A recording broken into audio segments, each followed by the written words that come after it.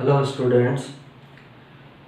Genetics के पिछले lecture में हमने द्विसंकर संकरण के बारे में पढ़ा था और द्विसंकर संकरण पर आधारित स्वतंत्र अपव्यूहन के नियम के बारे में स्टडी किया था। आज के लेक्चर में हम मेंडल के नियमों के महत्व के बारे में पढ़ेंगे कि मेंडल के नियमों का आधुनिक समय में क्या महत्व है और मेंडल की सफलता के कारणों को पढ़ेंगे कि मेंडल के पहले के वैज्ञानिक जेनेटिक्स के क्षेत्र में सफल क्यों नहीं हो पाए थे और मेंडल क्यों सफल हो पाया था।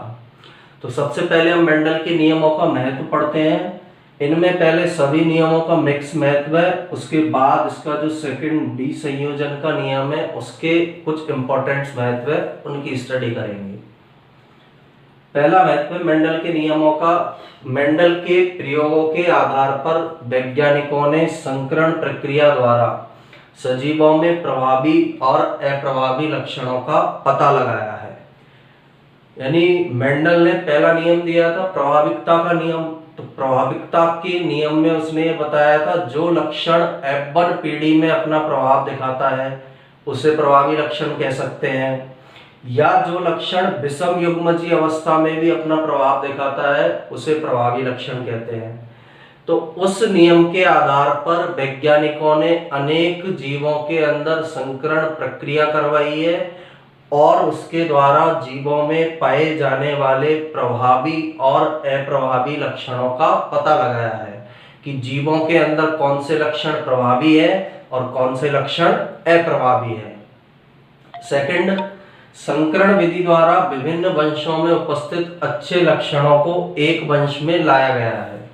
यानी मेंडल के नियमों का उपयोग किया है, संकरण क्रिया करवाई है, दो विभिन्न वंशों के अंदर जो अच्छे लक्षण पाए जा रहे थे उन अच्छे लक्षणों को एक ही वंश के अंदर लाया गया है। जैसे इसका हम उदाहरण ले सकते हैं। मान लीजिए एक किस्म है किसी पौधे की A, दूसरी किस्म है B। A के अंदर उच्च उत्पादन क्षमता है, B के अंदर रोग प्रतिरोधक क्षमता है। तो इन दोनों में क्रॉस करा के C किस्म को प्राप्त किया जाता है। तो इस C जो किस्म प्राप्त होगी ये ऐसी किस्म होगी जिसकी उत्पादन क्षमता भी ज्यादा होगी और रोग प्रतिरोधक क्षमता भी उसके अंदर होगी। तो दो विभिन्न वंशों में जो लक्षण पाए जा रहे थे उनको एक ही वंश के अंदर संकरण प्रक्रिया द्वारा और मेंडल के नियमों की सहायता से लाया जा सकता है। तो ये इसका सेकंड इंपॉर्टेंस है या सेकंड महत्व है। दो विभिन्न वंशों के अच्छे लक्षणों को एक ही वंश के अंदर नियमों का उपयोग करके लाया जा सकता है। तीसरा, मेंडल के नियमों से उपयोग में लाकर नियमों का उपयोग करके उन्नत फसलों का विकास किया गया है और उन उन्नत फसलों के अंदर कुछ प्रमुख गुण कौन कौन से हैं। रोग प्रतिरोधकता, रोग प्रतिरोधी फसल को उत्पन्न किया गया है, ऐसी फसलें बनाई गई है जो रोगों के लिए प्रतिरोधी होती है। दूसरी, बड़े फूल और फल, फूलों के आकार को बढ़ाया गया है, फलों के आकार को बढ़ाया गया है। तीसरा, उच्च उत्पादन, फसलों से ज्यादा मात्रा में उत्पादन को प्राप्त किया गया है। तो इन गुणों के कारण फसल उन्नत हो जाती है, अच्छी किस्म की फसल हो जाती है। तो उस अच्छी किस्म की फसल का विकास भी मेंडल के नियमों के उपयोग के द्वारा किया गया है। अब जैसे फसलों में या पौधों के अंदर सुधार किया है वैसे ही जंतुओं में भी सुधार किया गया है। जंतुओं की नस्लों में सुधार किया गया है। जंतुओं में क्या गुण डाले गए हैं। अधिक दूध उत्पादन, दूध उत्पन्न करने वाले जो जंतु हैं उनमें अधिक दूध के उत्पादन को बढ़ाया गया है। तीव्र गति से प्रजनन, जंतु तीव्र गति से प्रजनन करें उस गुण को जंतुओं की नस्लों में डाला गया है। अधिक अंडे का उत्पादन कराया जा रहा है, जैसे मुर्गियों से अधिक अंडे का उत्पादन कराया जा रहा है। अधिक मांस की प्राप्ति की जा रही है, जो मांस जंतुओं के मांस का उपयोग किया जाता है उनमें मांस की मात्रा को बढ़ाया गया है। तो मेंडल के नियमों के उपयोग से जंतुओं की नस्लों के अंदर भी सुधार किया गया है। नेक्स्ट, प्राणियों के आनुवांशिक रोग के निवारण में भी मेंडल के नियम सहायक हैं। किसी जीन के अंदर कमी के कारण जो रोग उत्पन्न होते हैं, उन आनुवंशिक रोगों के निवारण में, उनके निदान करने में, उनका इलाज करने में मेंडल के नियमों की सहायता ली जाती है। तो विभिन्न जो आनुवंशिक रोग जीनों के कारण जो उत्पन्न हो रहे हैं, उनके निवारण में भी मेंडल के नियम सहायक होते हैं। फिर नेक्स्ट, इन नियमों की सहायता से संकर संतति के संयोगों का पूर्वानुमान लगाया जाता है। यानी हम पहले से हम पता लगा सकते हैं कि आगे आने वाली पीढ़ी में किस प्रकार की संतानें होंगी। जैसे F2 पीढ़ी में हमको एक संकर संकरण में अनुपात पता है, 3:1 फिनोटाइपिक रेशो है। तो ये अनुपात हमें पहले से पता होता है। जब हम क्रॉस करा रहे हैं तो हमारा जो रिजल्ट हमें प्राप्त होगा उसका पूर्वानुमान पहले से लगाया जा सकता है, और इस पूर्वानुमान को लगाने में मेंडल के नियम सहायक होते हैं। तो ये सभी नियमों का मिला जुला महत्व है, मेंडल के तीनों नियमों का मिला जुला ये इंपॉर्टेंस है।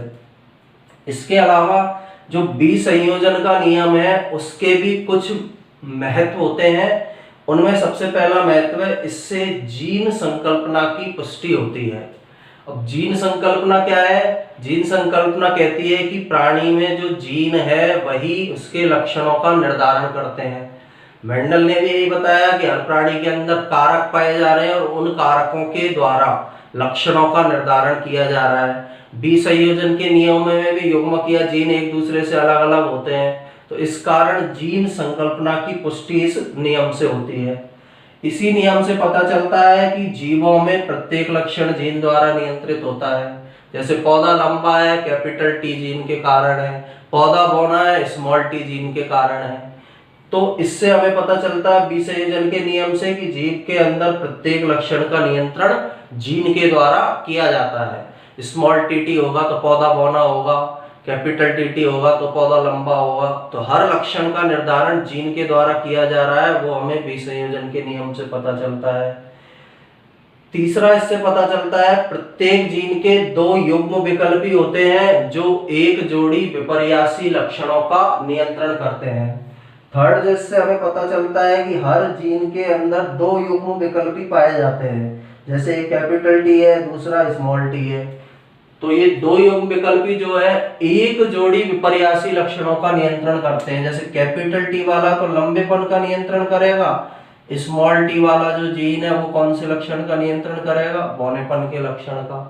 तो इस नियम से हमें पता चलता है 2 युग्म विकल्पीय जीन में जो एक जोड़ी विपर्यासी लक्षणों का नियंत्रण या कंट्रोल करते हैं। फोर्थ, इस नियम से हमें पता चलता है युग्मक निर्माण के दौरान युग्म विकल्पी एक दूसरे से अलग होकर अलग अलग युग्मकों में जाते हैं। जैसे F1 पीढ़ी में हमें प्राप्त हो रहा था capital T small T, F2 पीढ़ी में युग्मक निर्माण हुआ, कैपिटल टी अलग हो गया, स्मॉल टी अलग हो गया। तो इससे हमें क्या पता चल रहा है? जब युग्मक बनते हैं तो युग्म विकल्पी एक दूसरे से अलग हो जाते हैं और अलग अलग युग्मकों के अंदर जाते हैं। लास्ट, हमें इससे पता चलता है युग्म विकल्पी एक साथ रहते हुए भी मिश्रित नहीं होते हैं, पृथक हो जाएंगे। एक साथ है लेकिन दोनों के लक्षण आपस में मिक्स नहीं होंगे। जब वो अलग होंगे तो अपना अपना स्वतंत्र प्रभाव दिखाते हैं। तो युग्म विकल्पी एक साथ रह रहे हैं लेकिन फिर भी मिश्रित नहीं होते हैं। तो ये सारे हमें मेंडल के विसंयोजन नियम से जानकारी प्राप्त होती है। तो ये मेंडल के नियमों का महत्व था। इसके बाद मेंडल की सफलता के कारण है कि मेंडल से पहले भी बहुत वैज्ञानिक थे, जैसे कॉलर-यूटर था, अरस्तु था, इनके द्वारा भी प्रयोग किए गए, लेकिन जेनेटिक्स के क्षेत्र में उन्हें सफलता क्यों नहीं मिली? मेंडल क्यों सफल हो पाया, वो क्यों नहीं सफल हुए? तो इसका सबसे पहला कारण था मेंडल ने, हमें पता है, 7 जोड़ी विपर्यासी लक्षण चुने। उन 7 जोड़ियों का एक साथ अध्ययन नहीं किया। उसने एक लक्षण की वंशागति का एक समय में अध्ययन किया। जैसे पौधे की लंबाई, तो केवल उसी का अध्ययन किया। पुष्प का रंग, आकृति, बीज का रंग, आकृति का उसने बिल्कुल भी उस समय अध्ययन नहीं किया।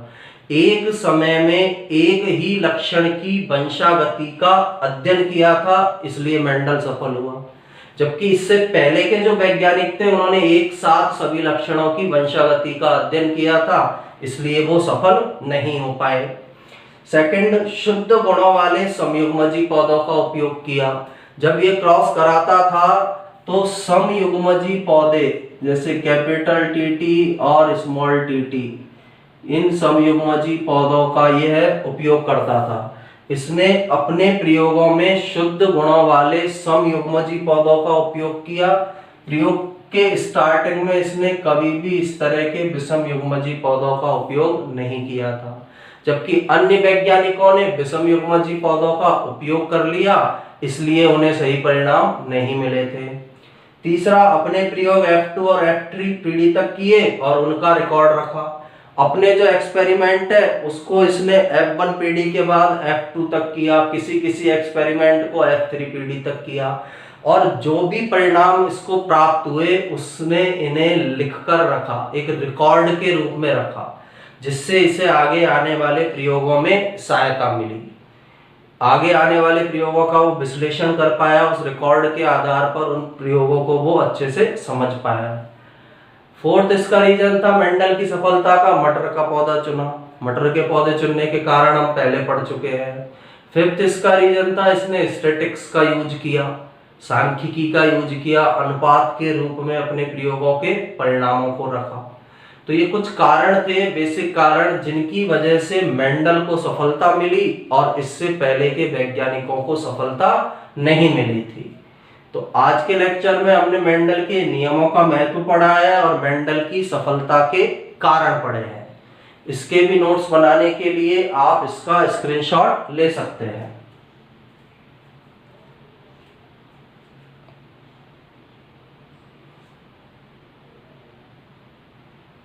हम बहुत सारे टॉपिक्स की स्टडी कर चुके हैं, जैसे सबसे पहले हम जेनेटिक्स की डेफिनेशन को देखा था, फिर हमने टर्मिनोलॉजी को देखा था, मेंडल का जीवन परिचय देखा है, इसके बाद मोनोहाइब्रिड क्रॉस, डाईहाइब्रिड क्रॉस और मेंडल के नियमों का महत्व। आज के लेक्चर में हम दो तरह के क्रॉस का अध्ययन करेंगे। एक संकर पूर्व संकरण, बैक क्रॉस जिसे बोला जाता है, दूसरा होता है परीक्षण संकरण जिसे टेस्ट क्रॉस कहते हैं।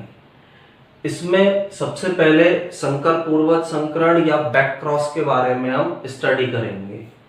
अब बैक क्रॉस की यदि हम डेफिनेशन बोले तो इसकी परिभाषा होती है, जब F1 पीढ़ी की संतति का क्रॉस प्रभावी या अप्रभावी किसी भी जनक के साथ कराया जाता है तो इसे हम संकर पूर्वज संकरण कहते हैं। यानी इसकी परिभाषा क्या होगी, जब F1 पीढ़ी की संतति का क्रॉस प्रभावी या अप्रभावी जनक के साथ कराया जाता है तो इसे हम संकर पूर्वज संकरण या बैक क्रॉस कहते हैं। जब F1 पीढ़ी की संतति का क्रॉस प्रभावी या अप्रभावी जनक के साथ कराया जाता है तो इस प्रकार के क्रॉस को या संकरण को हम बैक क्रॉस कहते हैं।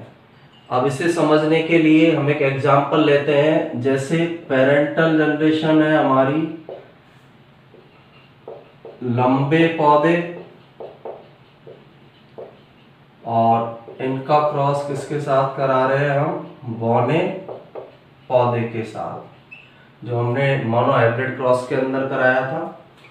कैपिटल टीटी, ये स्मॉल टीटी, दोनों का क्रॉस कराया।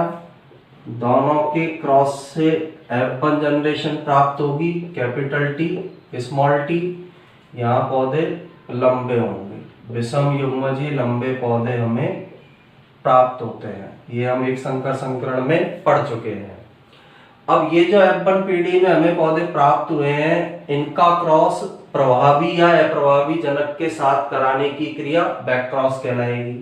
अब प्रभावी या अप्रभावी का पता कैसे लगेगा, जो F1 पीढ़ी में दिखाई दे रहा है वो प्रभावी लक्षण है, जो F1 पीढ़ी में नहीं दिखाई दे रहा है वो अप्रभावी लक्षण है। यहाँ F1 पीढ़ी में लंबापन लक्षण दिखाई दे रहा है, तो ये लक्षण हो गया प्रभावी और ये लक्षण हो गया अप्रभावी। अब हम क्या करते हैं, जो F1 पीढ़ी की संतति है इसका क्रॉस किससे कराते हैं, प्रभावी जनक के साथ। अप्रभावी के साथ भी हम कराएंगे, वो हम टेस्ट क्रॉस में कराएंगे।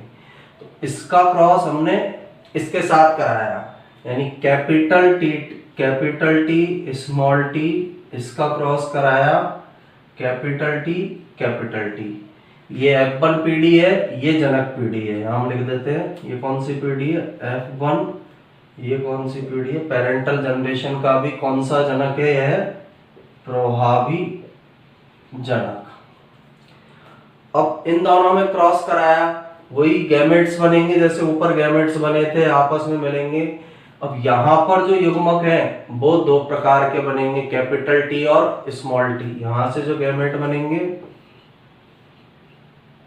कैपिटल टी स्मॉल टी, यहां से एक ही प्रकार के दो गैमेट बनेंगे, कैपिटल टी। अब इसको हम चेकर बोर्ड से भी दर्शा सकते हैं, पुन्नेट स्क्वायर से भी दर्शा सकते हैं, या नॉर्मल वे में भी दर्शा सकते हैं। मैं यहाँ नॉर्मल वे में आपको दर्शा के दिखा रहा हूं। जब ये वाला जीन इससे मिलेगा कैपिटल टी, ये वाला जीन इससे मिलेगा कैपिटल टी, ये जीन इससे मिलेगा कैपिटल टी स्मॉल टी, ये जीन इससे मिलेगा कैपिटल टी स्मॉल टी। यानी ये पौधे कैसे होंगे, लंबे, ये पौधे भी कैसे होंगे, लंबे, ये पौधे भी लंबे, और ये पौधे भी हमें लंबे प्राप्त होंगे। यानी सभी प्रकार के पौधे हमें कैसे प्राप्त होते हैं, लंबे प्राप्त होते हैं। तो इस प्रकार का जो क्रॉस होगा उसे हम संकर पूर्वज संकरण या बैक क्रॉस कहते हैं। इनका यदि हम अनुपात लिखना चाहें 1:1:1:1, या फिर सभी लंबे हैं तो फिनोटाइप रेशियो तो कुछ होगा नहीं, जीनोटाइप रेशियो इसका हो जाएगा कैपिटल टी अनुपात कैपिटल टी स्मॉल टी।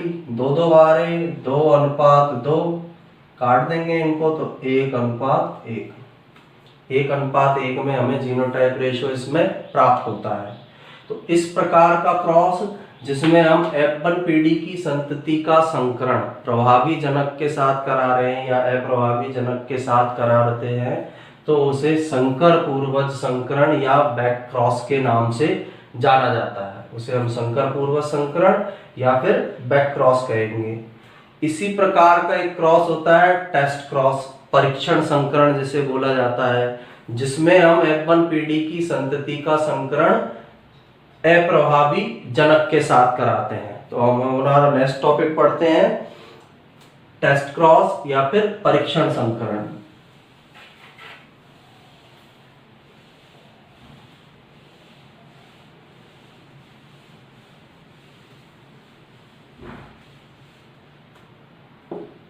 तो अगला टॉपिक है परीक्षण संकरण या टेस्ट क्रॉस। अब परीक्षण संकरण या टेस्ट क्रॉस क्या होता है, जब F1 पीढ़ी की संतति का संकरण अप्रभावी जनक के साथ कराया जाता है तो उसे हम टेस्ट क्रॉस या परीक्षण संकरण कहते हैं। इसकी परिभाषा होगी, जब F1 पीढ़ी की संतति का संकरण अप्रभावी जनक के साथ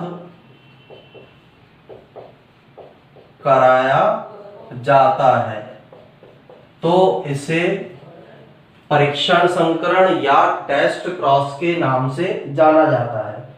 अब हमें यहाँ एक बात ध्यान रखनी है कि हर टेस्ट क्रॉस एक प्रकार का बैक क्रॉस होता है।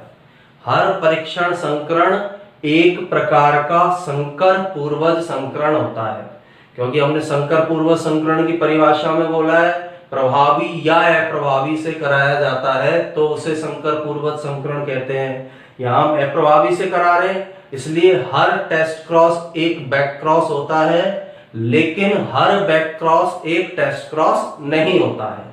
तो टेस्ट क्रॉस को आगे समझते हैं। वही पेरेंटल जनरेशन, जनक पीढ़ी, लंबे पौधे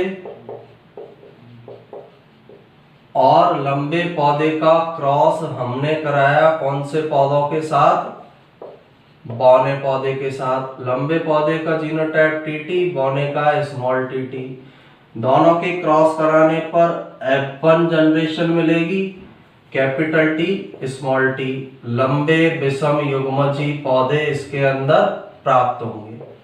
अब इनका क्रॉस हमें किसके साथ कराना है? बौने पौधे के साथ कराना है। कैपिटल टी स्मॉल टी का cross small T. Capital T small T क्या है? F1 जनरेशन, ये F1 पीढ़ी के पौधा है और यह जनक पीढ़ी का अप्रभावी जनक है या अप्रभावी पौधा है। Capital T small T F1 पीढ़ी का पौधा है, इसका क्रॉस हम अप्रभावी जनक के साथ करा रहे हैं। अब इसमें जो गैमेट्स बनेंगे कैपिटल टी स्मॉल टी, इसमें गैमेट्स बनेंगे समान प्रकार के स्मॉल टी। इसका क्रॉस इससे हुआ कैपिटल टी स्मॉल टी, ये वाला गैमेट इससे मिला कैपिटल टी स्मॉल टी, ये इससे मिला स्मॉल टी, ये वाला इससे मिला तो स्मॉल टी। यानी यहां पर हमें ये पौधे कैसे प्राप्त हुए? लंबे। ये पौधे भी प्राप्त हुए लंबे, ये पौधे प्राप्त होंगे बौने और ये पौधे भी कैसे प्राप्त हो रहे हैं? बौने। अब इनका हम फिनोटाइप और जीनोटाइप लिखते हैं, लक्षण प्रारूप या जीन प्रारूप अनुपात। तो लक्षण प्रारूप अनुपात तो इनका क्या हो जाएगा? देखो, लक्षण प्रारूप अनुपात या फिनोटिपिक रेशियो इनका होगा लंबे अनुपात बौने। यानी दो तरह के पौधे दिखाई दे रहे हैं, लंबे और बौने। लंबे की संख्या 2 है, बौने की संख्या भी कितनी है? 2। इनको आगे हम काट देंगे तो 1:1। जीन प्रारूप जो अनुपात होगा, जीन प्रारूप अनुपात, एक capital T small T gene है, दूसरा स्मॉल टी जीन है, ये भी 2:2। इसको भी आगे काटेंगे 1:1।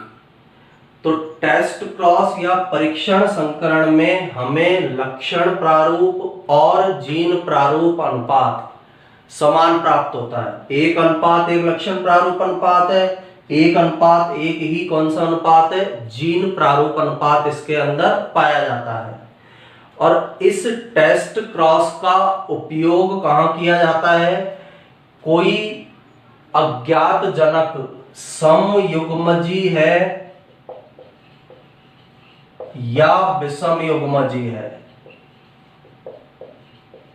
इसे पता करने के लिए टेस्ट क्रॉस या परीक्षण संकरण का उपयोग किया जाता है। यानी हमें कोई अज्ञात पौधा दिया गया है, उसका हमें पता लगाना है कि वह समयुग्मजी है या विषम युग्मजी है, तो उसके लिए टेस्ट क्रॉस को संपन्न कराया जाता है। समयुग्मजी या विषम युग्मजी पौधे का, अज्ञात पौधे का पता लगाने के लिए टेस्ट क्रॉस या परीक्षण संकरण किया जाता है। अब पता कैसे लगाया जाता है? टेस्ट क्रॉस की सहायता से। मान लीजिए F1 पीढ़ी के अंदर हमें कैपिटल टी स्मॉल टी पौधा है हमारे पास। जब पेरेंटल जनरेशन में जो हमने कराया था तो पौधा कौन सा था हमारे पास? जो टेस्ट क्रॉस हमने कराया है वो वाला कौन सा है? समयुग्मजी। तो जब समयुग्मजी पौधा था, उसका जब हमने क्रॉस कराया तो हमें लंबे और बौने पौधे समान अनुपात के अंदर प्राप्त हुए। लेकिन यदि पेरेंटल जनरेशन का यह पौधा विषम युग्मजी होता, यानी यदि हम दूसरा रूप देखें इसका, जैसे हमारे पास दूसरी कंडीशन होती लंबे पौधे, इसका क्रॉस करा रहे हैं हम बौने पौधे के साथ। अब लंबा पौधा यहाँ कौन सा है? विषम युग्मजी लंबे पौधे हैं, यानी इसमें capital T small T gene पाया जा रहा है। बौने पौधे वही समयुग्मजी होंगे, स्मॉल टी, क्योंकि इसकी विषम युग्मजी अवस्था हो ही नहीं सकती है क्योंकि ये अप्रभावी लक्षण वाला है। ये पेरेंटल जनरेशन है, दोनों का क्रॉस हुआ, कैपिटल टी स्मॉल टी वाले का स्मॉल टी वाले से क्रॉस हुआ, पौधा हमें जो प्राप्त होगा F1 पीढ़ी के अंदर वो कौन से होंगे, कैपिटल टी स्मॉल टी विषम युग्मजी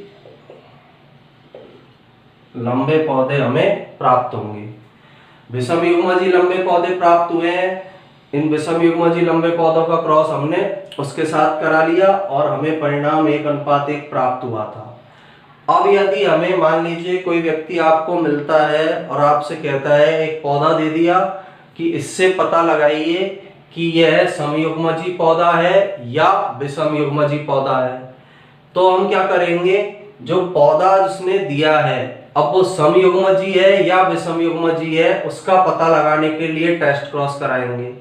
विषम युग्मजी कंडीशन है तो हमें लंबे और बौने पौधे समान अनुपात में प्राप्त होंगे, लेकिन यदि समयुग्मजी कंडीशन है, यानी यहाँ जो ये पौधा हमको दिया है इसकी कंडीशन कौन सी है, समयुग्मजी, ये लंबे पौधे हैं, यहाँ वाले हैं विषम युग्मजी, उसका तो रिजल्ट हमें पता है कि लंबे और बौने पौधे समान अनुपात में 1:1 में प्राप्त होंगे, लेकिन ये पौधे हैं समयुग्मजी।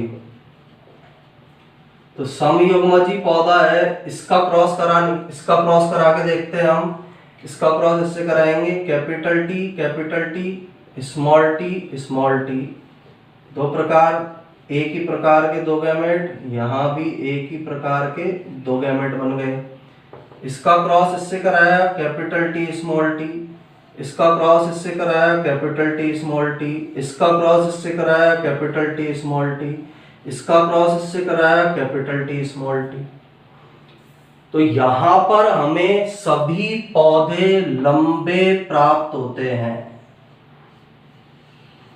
जबकि यहां पर हमें 50% पौधे लंबे और 50% पौधे बौने प्राप्त हो रहे थे। तो उस जो हमें दिया गया पौधा है उसका यदि हमने टेस्ट क्रॉस कराया, टेस्ट क्रॉस कराने पर यदि सभी पौधे लंबे प्राप्त हो रहे हैं तो वो दिया गया पौधा समयुग्मजी पौधा है, और यदि टेस्ट क्रॉस कराने पर 50% लंबे 50% बौने पौधे प्राप्त हो रहे हैं, या आधे पौधे लंबे आधे पौधे बौने हैं, 1:1 में लंबे और बौने पौधे प्राप्त हो रहे हैं, तो वह विषम युग्मजी पौधा होता है। तो इस प्रकार टेस्ट क्रॉस की सहायता से हम समयुग्मजी या विषम युग्मजी पौधे का पता लगा सकते हैं।